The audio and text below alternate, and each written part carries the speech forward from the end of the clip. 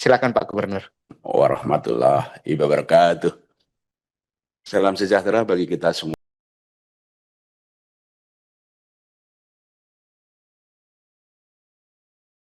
Semuanya, salam, Om Swastiastu, Namo Buddhaya, salam kebajikan.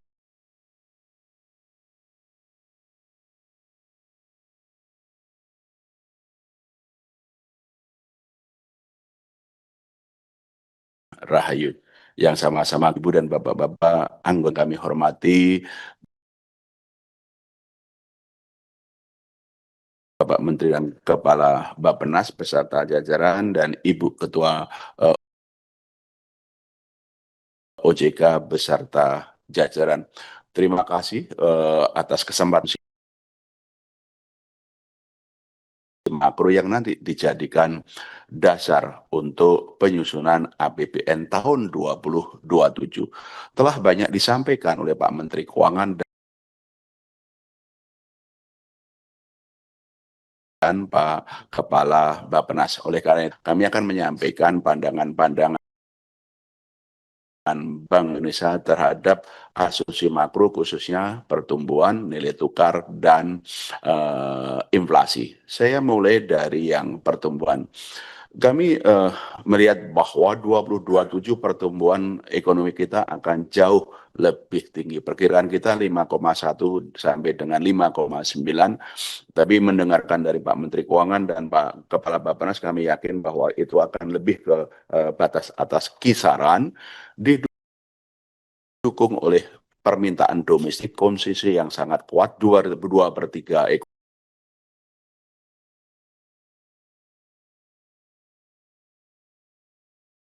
ekonomi kita adalah konsumsi, ekspor yang juga akan 1%, dan juga berbagai langkah-langkah untuk mendorong investasi.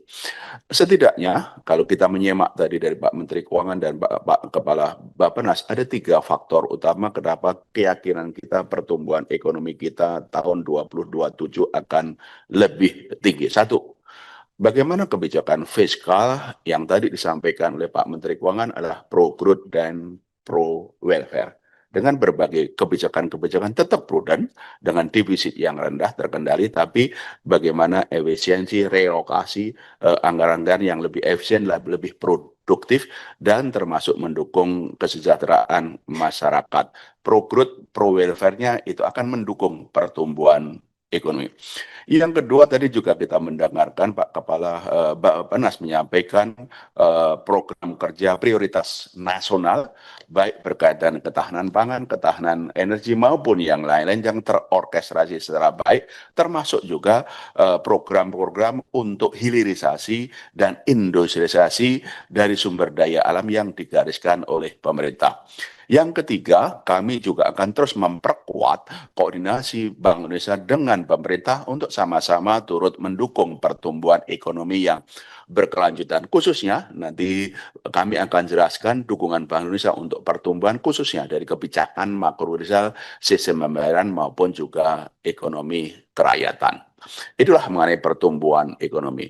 Mengenai nilai tukar, kami juga memperkirakan tahun 2027 rupiah itu akan menguat dalam kisaran rata tahun 2027 16.800 sampai dengan 17.500 yang tadi juga disampaikan oleh pemerintah. Ada 5 dasar pertimbangan keyakinan kita tahun depan 2027 rupiah akan menguat dalam kisaran 16.800 sampai 17.800. Yang pertama tentu saja kita meyakini bahwa prospek perekonomian dunia itu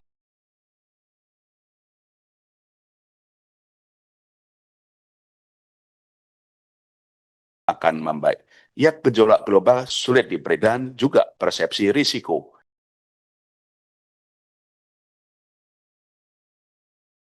investasi diharapkan akan membaik dan karenanya mendorong portfolio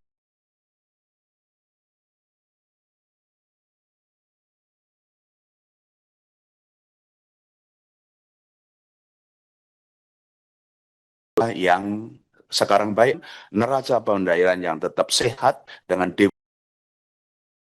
defisit transaksi berjalan yang masih rendah, Demikian juga imbal hasil investasi di Indonesia yang tetap menarik, pasar keuangan yang berkembang maupun juga dukungan kecukupan kebijakan pemerintah terkait ekspor sumber daya alam, termasuk satu pintu melalui pendirian PT DSI dan antara sumber daya Indonesia dan juga implementasi PPDHE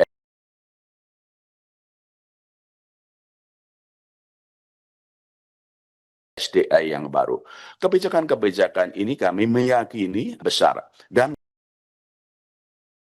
karena kebijakan ini tidak saja akan memperbesar penerimaan negara untuk pembiayaan bagi tercapainya pertumbuhan ekonomi yang tinggi, tetapi juga akan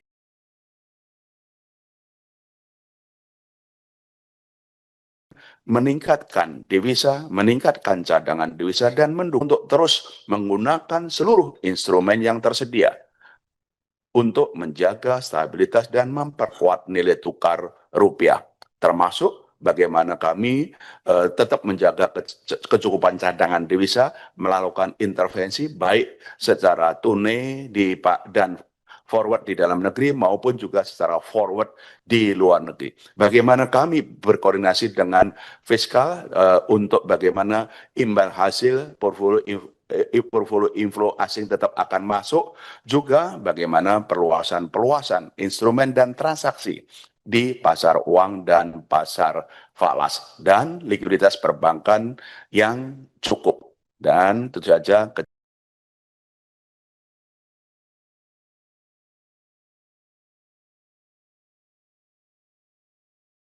kecukupan cadangan devisa. Moneter Bank Indonesia untuk sama-sama menjaga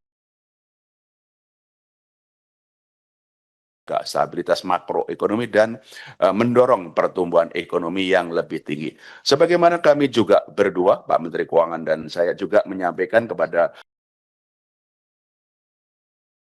publik pada 6 Juni yang lalu, kami koordinasi erat dan memperkuat stabilitas nilai tukar rupiah dengan meningkatkan daya tarik imbal hasil bagi masuknya aliran investasi asing maupun juga menjaga kecukupan likuiditas di pasar uang dan perbankan. Mengenai inflasi,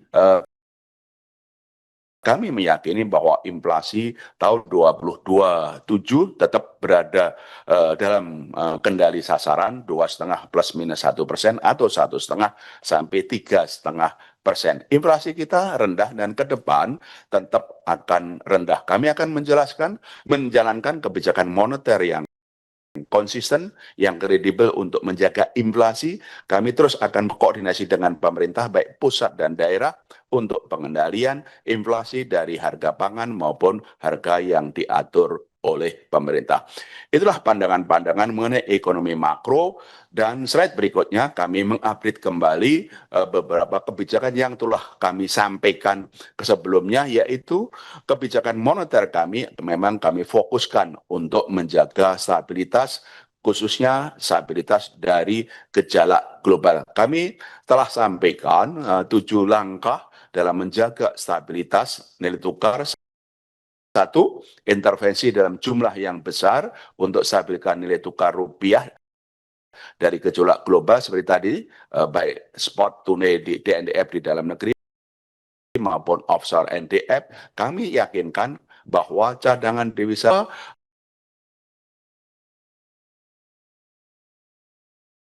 adalah bagaimana kami menyesuaikan kebijakan suku bunga, karena suku bunga global itu naik, makanya tentu saja kami sesuaikan dan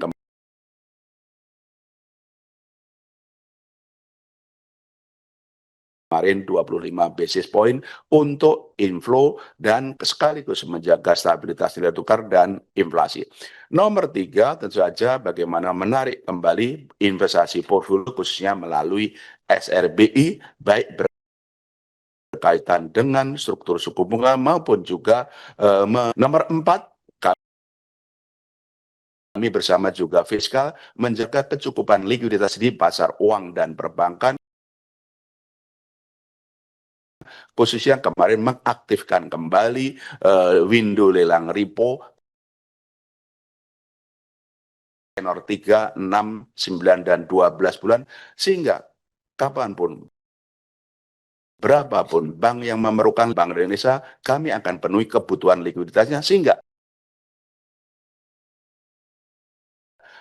kami yakinkan bahwa pertumbuhan uang primer tetap akan double digit di atas 10%. Seperti kami tunjukkan di Maret 11,8,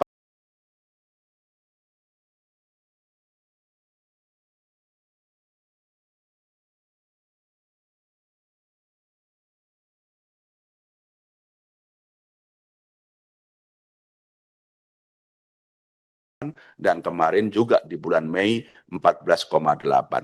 Pasar domestik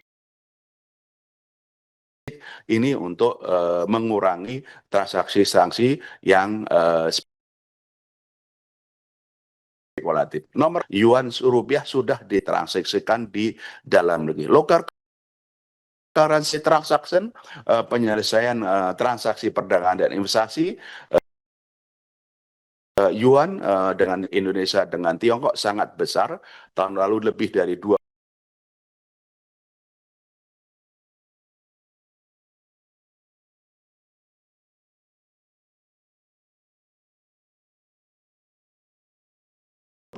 miliar per tahun, sekarang rupiah di dalam negeri dengan lokal,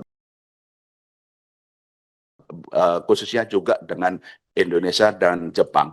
Yen rupiah telah banyak juga digunakan. Nomor 7, kami juga meningkatkan pengawasan kepada bank-bank dan korporasi. Terima kasih Ibu Ketua OJK, kami bersama terjun ke bank-bank untuk meyakini bahwa transaksi falas di perbankan yang dari korporasi maupun dari individu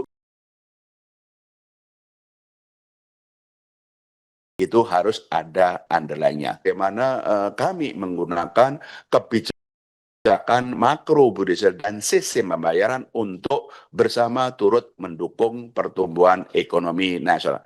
Moneternya memang tadi kami sampaikan fokus kepada stabilitas, tapi makro Budisel dan sistem pembayaran fokusnya adalah pro growth. Ada 5 langkah yang kami sampaikan. Nomor 1, pembelian SBN dari pasar sekunder untuk tentu saja ini adalah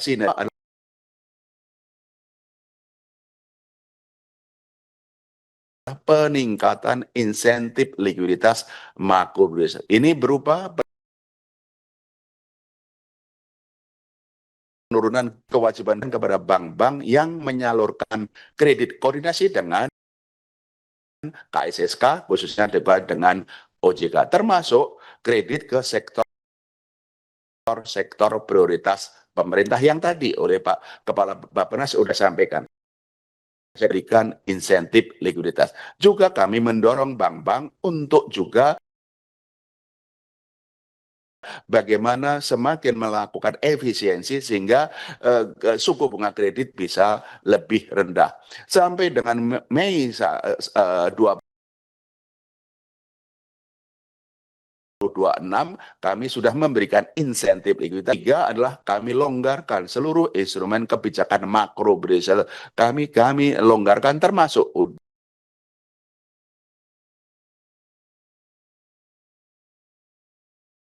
juga bagaimana bersama OJK, Kementerian Perbankan Dunia Usaha mempercepat penyaluran kredit, mengatasi the bottlenecking dari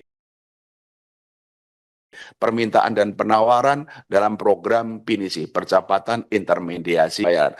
Bahwa di sistem pembayaran, ekonomi keuangan digital tidak hanya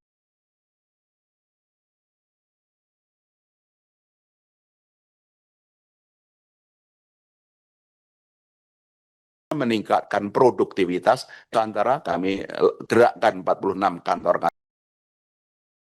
Bank Indonesia, elektronifikasi transaksi pemerintah, baik bansos maupun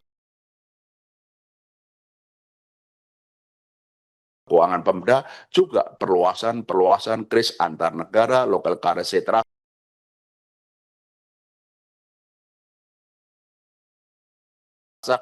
BD. Yang terakhir tentu saja termasuk untuk yang nomor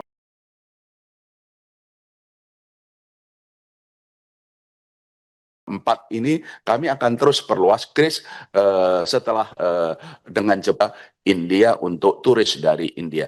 Nomor 5, terus kami memperluas pengembangan UMKM dan ekonomi keuangan inklusif baik konvensional maupun syariah melalui 46 kantor-kantor Bank Indonesia, baik pengembangan wastra, kemudian kopi, maupun juga pengembangan kemandirian ekonomi di pondok pesantren. Demikian Bapak Ketua,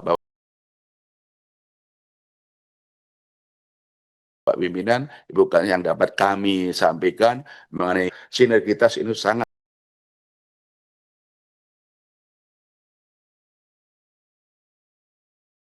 penting dan terus yang erat akan kami teruskan untuk sama-sama menjaga stabilitas dan mendorong pertumbuhan ekonomi warahmatullahi wabarakatuh. Jelajahi cara baru mendapatkan informasi. Download Metro TV Extend sekarang.